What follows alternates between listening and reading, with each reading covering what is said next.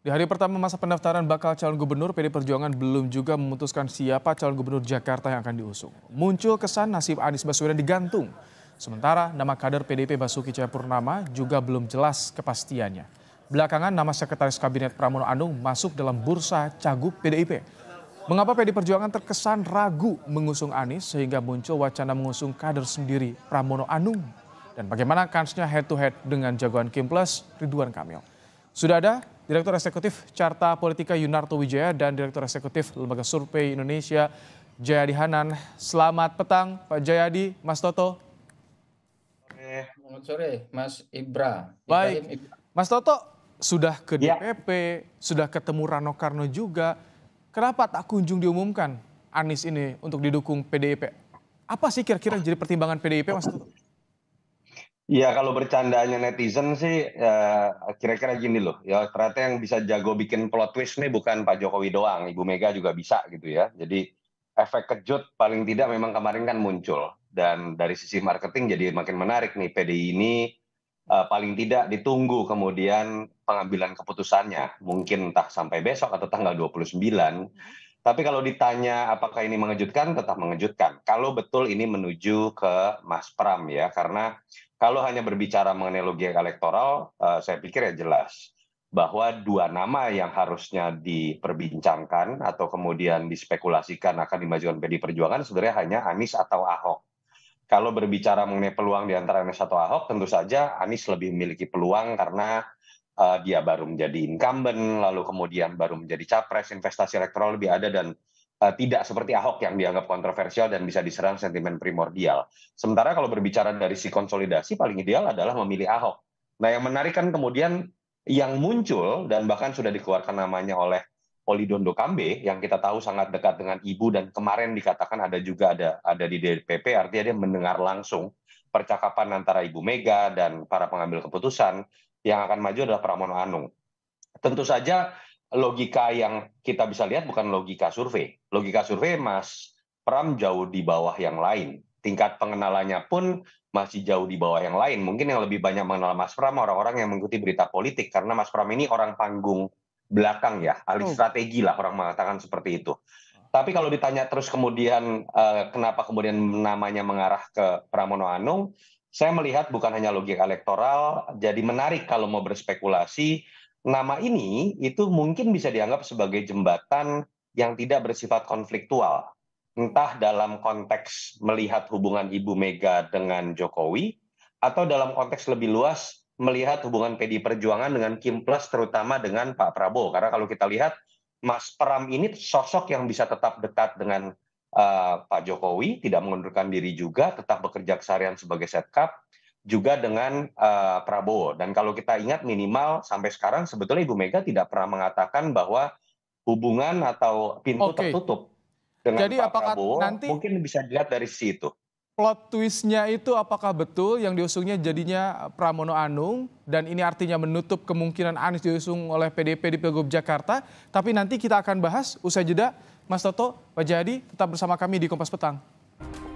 Anda masih di Kompas Petang, masih bicara soal kans Anies didukung oleh PDIP di Pilgub Jakarta. Masih bersama kita sore ini Direktur Eksekutif LSI Jadinan dan juga Direktur Eksekutif Carta Politika Yunarto Wijaya.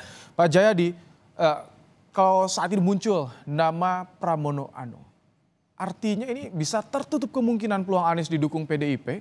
Seberapa jauh sih jurang yang memisahkan PDIP dengan Anies ini, Pak Jayadi? Kan ada tiga minimal ya ini yang menurut saya itu pasti atau harus dihitung oleh PDI Perjuangan. Satu, faktor elektoral. Kalau faktor elektoral lebih mudah ngitungnya kan. Tadi Mas Toto sudah juga menyebutkan. Yang kedua, faktor ideologis. Itu dengan mudah disimbolisasi oleh kata-kata Bu Mega, mau nurut nggak gitu kan. Nah, faktor ideologis itu juga kan sebetulnya tidak sulit untuk dijembatani meskipun agak panjang kan, bisa itu. Misalnya diturunkan menjadi kebijakan apa yang bakal dilakukan oleh Anies kalau jadi gubernur, kemudian keberpihakannya pada wong cilik, lalu apa itu pluralisme itu kan bisa. Nah, yang paling sulit adalah faktor ketiga, faktor-faktor politis atau politik. Baik politik di internal PDI Perjuangan maupun faktor-faktor politik yang tadi sudah disinggung oleh Mas Toto. Jadi itu semua kan berjalin berkelindan. Faktor politik itu kalau di internal kan kita tahu seberapa harus dihitung seberapa resisten para elit maupun akar rumput PDI Perjuangan gitu terhadap Anies. Sisa-sisa 2017 masih membekas maksud Anda? Masih kalau Anda dengar komentar-komentar Ahok kan masih tuh. Kalau kita kemarin atau 2 hari yang lalu, kemarin ya, itu kan Kemarin. waktu pagi-pagi masih ada sekelompok yang menamakan dirinya semacam Ahokers gitu, berdemonstrasi tetap menginginkan Ahok gitu. Demikian juga komentar-komentar Ahok. Jadi Termasuk tadi masih ya. Ganjar juga inginnya kader sendiri ya? Ya, jadi di tingkat elit maupun di tingkat akar rumput terlihat ada resistensi ya atau ketidaksetujuan. Jadi itu dihitung. Nah, kalau ketidaksetujuan itu hanya di akar rumput saja, kalau di PDIP saya kira bisa diselesaikan tuh. Nah, yang lebih repot lagi saya kira tampaknya pengambil keputusan tertingginya Ibu Mega itu tampaknya ya kalau dari berbagai komentarnya Ibu Mega sendiri mempertanyakan soal Anies itu. Jadi dia sendiri paling tidak belum nyaman sama Anies kalaupun mau diambil walaupun secara elektoral maupun secara ideologis bisa diselesaikan. Iya, Nah, semalam itu semalam kemarin bilang mau nurut gak itu yang ketika mendengar ya. suara Anies ya itu. Ya soal mau nurun nggak itu bisa diatasi saya kira bisa Oh, oke. diselesaikan. Tapi soal politis ini yang repot. Soal politis yang pertama di internal ya itu soal politis yang kedua adalah yaitu ada kaitannya dengan konteks politik secara lebih luas untuk pemerintahan ke depan. Oke, baik. Yang tadi cukup banyak disinggung oleh Mas Toto kan gitu. Jadi faktor-faktor itu nggak selesai tampaknya. Nah maka sekarang saya kira kan untuk di Jakarta PDI Perjuangan punya 2 pilihan sebetulnya. Mencalonkan kadernya sekaligus menang, dan itu pilihannya hanya 2 kan, Anies atau Ahok gitu kan. Tapi kalau mencalonkan kader sekaligus menang, yang lebih berpeluang adalah Anies. Atau pilihan kedua, mencalonkan kadernya saja, soal menang itu soal bonus atau soal kedua lah gitu. Yang Nah ini yang penting saya ingin tanyakan ke Mas Toto yang tadi ketika muncul nama Pramono Anung dekat dengan Jokowi dikenal karena menteri di kabinet Jokowi. Ini kalau sampai memunculkan nama Pramono Anung, sebetulnya yang disasar oleh PDIP, target PDIP di Pilgub ini apa? Atau ada politis ke depan, pendekatan kepada pemerintah pusat? Iya, yang jelas kan tadi saya pikir ada sebuah benang merah ya, bahwa ketika yang dimajukan Anies secara elektoral menguntungkan, tapi kemudian ada hitung-hitungan pertama resistensi secara internal dan kemudian resistensi secara politik yang bisa menutup pintu PDI Perjuangan untuk kemudian bisa memilih bagaimana masa depannya terkait dengan hubungan dengan Pak Prabowo lah. Saya tidak mau menganggap ini dalam konteks Jokowi lah. Dan kita tahu ketika memilih Anies ini seakan-akan menjadi sebuah simbol nih bahwa PDI mengambil sikap keras terhadap pemerintahan Prabowo, termasuk terhadap Jokowi katakanlah dalam pemerintahan sekarang. Jadi saya lebih melihat memang ada perhitungan itu yang lebih diutamakan ketika kemudian muncul nama Mas Pram. Walaupun kemudian kita tahu logika elektoralnya tidak berjalan juga gitu di situ.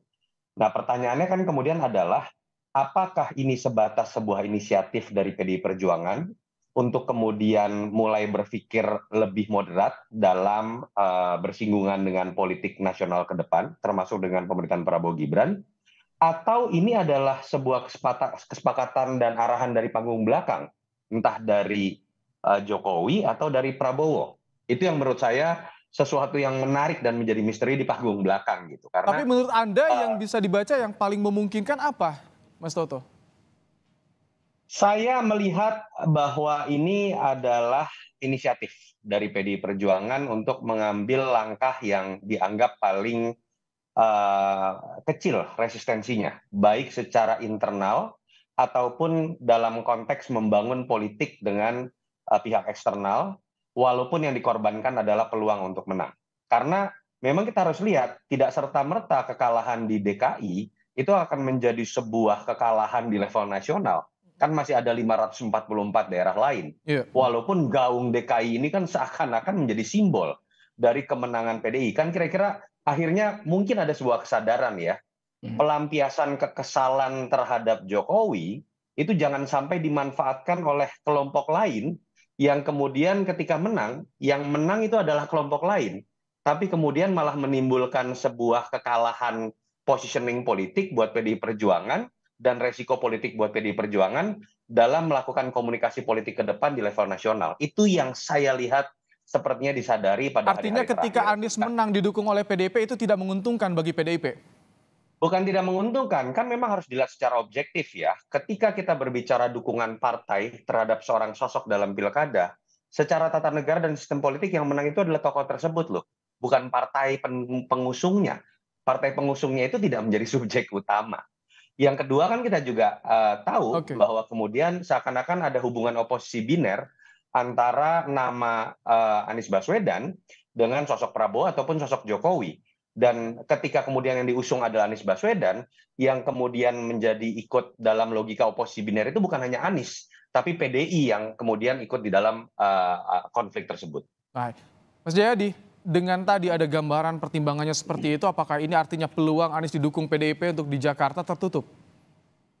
Ya, sampai itu diumumkan besok atau sampai ada yang mendaftar atas nama PDI Perjuangan di Jakarta, di KPU Jakarta untuk Pilgub, ya masih terbuka kan gitu. Jadi kita belum bisa menutup pintu itu. Masih terbuka aja, masih mungkin gitu. Karena ya sebetulnya sayang juga kalau PDIP tidak menang di Jakarta ya. Karena sulit PDIP untuk menang di Jawa Barat sekarang ini kan. Sulit Ono Surono misalnya berhadapan dengan Deddy Mulyadi. Sulit juga PDIP untuk menang di Jawa Tengah meskipun mungkin kompetitif tapi juga tidak mudah bagi Andika Perkasa untuk mengalahkan Lutfi yang berpasangan dengan Yassin Maimun. Di Jawa Timur demikian juga. Di daerah-daerah kunci, 4 wilayah kunci Jawa itu PDIP tidak punya peluang yang demikian besar untuk punya gubernur gitu. Di luar Jawa, di Sumatera Utara kemungkinan Bobi yang punya peluang lebih besar sementara ini. Demikian juga di sejumlah daerah penting lain. Tapi di daerah kunci itu PDI tidak punya. Jadi mungkin itu masih jadi pertimbangan oleh PDI Perjuangan. Dan jangan lupa ya, sebetulnya kalau kita dengar pengumuman dari Mas Hasto kemarin, itu mencalonkan orang dari luar itu biasa oleh PDIP. Yang kader internal PDIP kan cuman cukup banyak sebenarnya, 45% kalau nggak saya dengar kemarin diumumkan ya. Oke. Nah, di luar itu kok kerjasama PDIP dengan semua partai ada tuh, bahkan dengan PKS juga ada gitu. Ini Jadi yang akan jadi pertimbangan PDIP apakah akan mengusung Anies atau kadernya sendiri di Pilgub Jakarta. Kita tunggu 2 hari ada kesempatan sebelum pendaftaran di KPUD ditutup. Terima kasih.